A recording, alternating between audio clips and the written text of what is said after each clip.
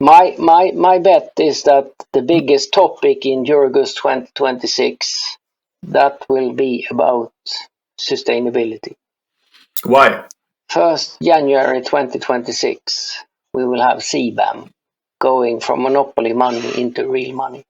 Yeah, usually, as we already heard, as soon as it costs money, people start to think how to not spend And it. people are waiting in the longest to do something, to see, do I really have to do it? And when it starts to hurt, then you have to do it. And most likely this is something that is going to start hurting. So we will probably see a lot of buying organizations going around in Eurogust 2026 trying to find more sustainable options. So anyone who wants to make some money in the foundry industry all of a sudden had at least a field defined by Dr. Per Jansson, who claims that in 22 months from now at the Eurogas, if you're standing there in the booth and have a solution about sustainability, you will be one of the winners when you take your flight back home from Frankfurt in the evening on the third day. Is that the way to interpret I would that? say yes. I want to ask you another thing, which is the flip side.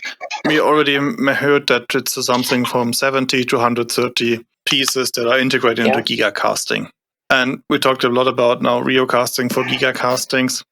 What can you offer all these other foundries which lose their shock towers, longitudinal members, cross beams? Exactly.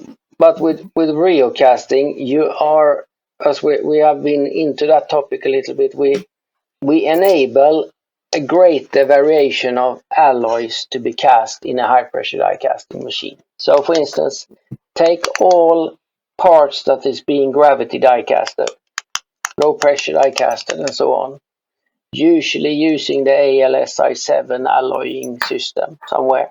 That will all of a sudden be a target for the high-pressure die-casting community. And I would say that this business is probably equally the same size as the high-pressure die-casting industry. But we are also now making that a target for the high-pressure die-casting society. Interesting. So if you lose your business, you should steer your sales guys towards what the low-pressure die-casters and the permanent mold guys are actually casting. And why should an OEM customer buy that solution? First of all, a high-pressure die-casting cycle is probably much more faster. We have a shorter solidification, a quicker solidification, which means that we get smaller grains. We get better properties from the start.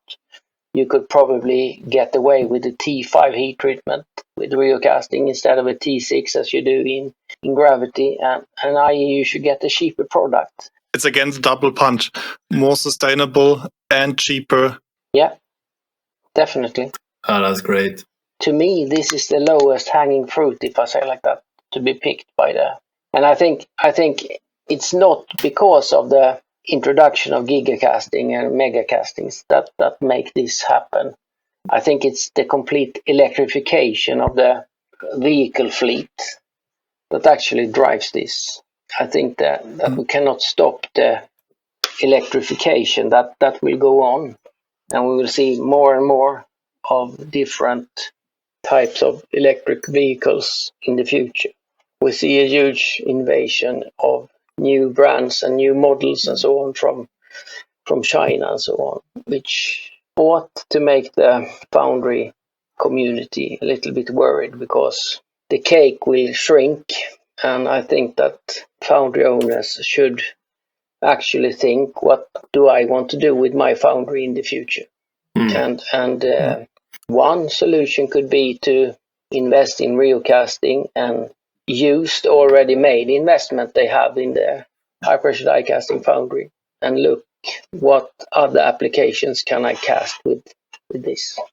And then I think this is one simple thing to do, because you use the same alloy that the parts are already made of today. But you're stepping out your comfort zone.